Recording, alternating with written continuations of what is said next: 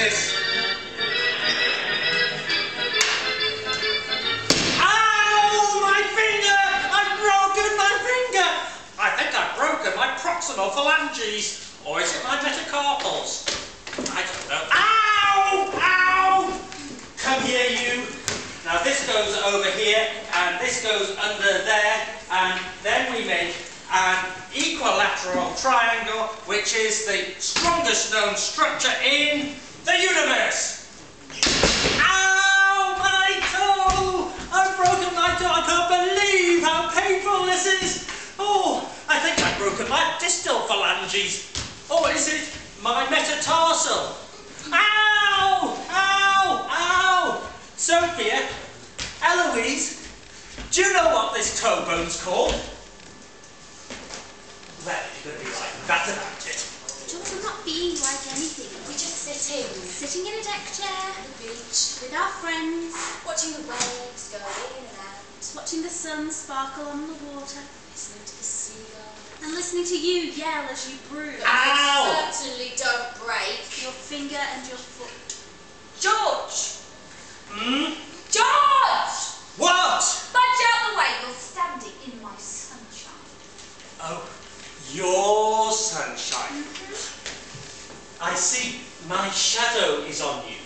Do you know, you can work out some absolutely amazing things using shadow. I know what you can work out. What you can work out using your shadow is, you can calculate. Actually, what can you work out using your shadow? Well, for one thing, you could work out how big the Earth is. You can work out how big the Earth is by measuring George's shadow. I don't believe you. How? Let me tell you, I insist. What you do is, you get your shadow. You get your shadow and you measure it. Phoebe, Ow! can you measure my shadow, please? So, right. Take that. Good. So, you measure your shadow, then you multiply it by the size of the Earth, then you divide it by the number you first thought of, which was? 6. Good, and that makes 4. 40,000 million kilometres and a bit. Well, that is about right. But that isn't how you do it. No. Come on, we'll need both of you to help us with this. Right, George. You take this spade, and Phoebe, you have the racket. You're going to have to imagine that you're a bit further apart. Yep, and you need to be directly north and south of each other, and, well, we need to know exactly how far apart you are. Right, now lie down. Hold the spade straight out in front of you. Pointing straight up into the air, that's it, both of you at the same time. Now, we're going to measure your shadows. The shadows cast by the spade and the racket. Yes, that's right. So, from the length of the shadow and the height of the spade, we can work out the angle between the spade and the sun. And if the sun is directly above, so there's no shadow, then the angle is 0. But the lower down the sun is in the sky, then the bigger the shadow and the bigger the angle. Okay? And one angle will be bigger than the other. Because the spade is further north and the sun is lower in the sky. Yeah. So you take the little angle away from the big angle, and you're left with the angle at the centre of the Earth between the spade and the racket. Now, if you know how far apart the spade and the racket are and how much of a whole circle the angle is, Well, then you can just multiply the distance by whatever you need to multiply the angle by to make a whole circle. so if the angle between the spade and the racket was, say, an eighth of a circle, 45 degrees. Yes, George, 45 degrees. And if the distance is 5,000 kilometres, then you multiply the angle by 8 to make a whole circle, and you multiply the distance by 8 to get the distance all the way around the Earth. which would be 40,000 kilometres, which is about right. I don't think that we're 5,000 kilometres apart. I mean, it looks more like 8 foot. I know, but if we try to do it when you're only 8 feet apart, the difference in the angles isn't big enough to measure. But you could do it if you knew somebody who lived a long way north or south of you. I mean, it's easy as walking. Or if the Earth was really tiny, like say it's a beach ball, then you wouldn't need to be that far apart to measure the difference. I don't think we'd all fit on a beach ball. Well, that's exactly what I said before. Almost. Oh, Phoebe, watch out! Your towel's going to get wet. The tide's coming in. Tide. Now there's something I really know stuff about tides, I can tell you. Tides go in and out 6 times every day. Or is it once every 6 days? Anyhow, tides are caused by earthworms. No, earthquakes. No, milkshakes. My shadow, the sun! Oh, well, actually, George, by accident, you've managed to get it a tiny bit right. Come over here. You could be the Earth, because we already know that it's 40,000 kilometres around your middle.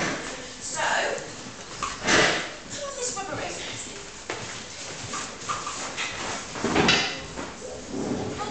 What can I be?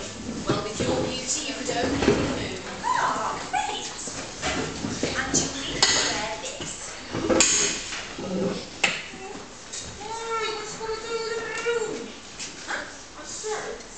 Why? What's this got to do with the moon? Nothing. I just thought it might suit you. So, what's left for you to be? The sea! No, I'm going to be the sun. This rubber ring is going to be the sea. Now we'll start off with just the two of you. So the moon goes around the Earth once every 28 days, give or take. And the Earth spins around once a day. Go on then, spin. Not being picky, but the moon should go around the same way as the Earth rotates. And the same face of the moon should be facing the Earth. Good, much better. So, what keeps the moon going around the Earth and what keeps us from flying off the Earth into space? George? String. No, glue. Something sticky. A stick? No, gravity. Although I do like the idea of love keeping the moon in orbit. But no, gravity pulls everything towards everything else. And the bigger things are, and the closer together they are, the more it pulls them. So it pulls you towards me towards you, pulls the two of them towards each other, pulls all of us towards the Earth, and the Earth towards all of us, and it pulls the sea towards the moon. Yeah, so if nothing was moving, there'd be a big bulge in the sea where the moon was closest as it pulls it up towards it. Like this. Yeah, like that. Well, it would come out the inside as well, but we won't worry too much about that. So, as the Earth spins around, go with it, spin. If we were stood on George's belly button, then we'd have a big bulge on top of us twice a day. Once when the moon was closest, and once when it's furthest away. But as the moon's going round as well, that's it, moon. Then the Earth has to go around a little bit further each day to catch up. Good, George. Which means that the bulge on the belly button would be a little bit later each day. Don't you have to do anything? Well, the sun is quite a long way away, but it still affects the tides. So when the sun and the moon and the Earth are in a straight line, the tides are bigger. And when the moon is at a right angle to the sun, the tides are smaller.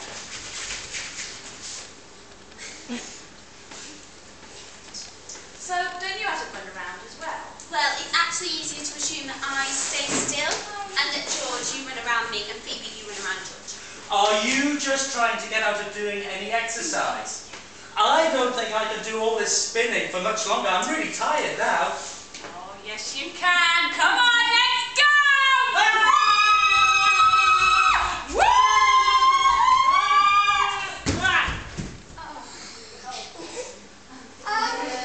I think I could do with a nice ice cream. Now, ice cream is interesting. Do you know why an ice cream is hard when it's cold, but ready when it's hot? Yeah, and ice is interesting too. Do you know why it floats in water? Oh, I know why I float in water. What it is the relative density of ice to water is 1.36, and that means that it's less dense than... Hey, wait for me! Wait for me! Sorry, excuse me. Excuse me.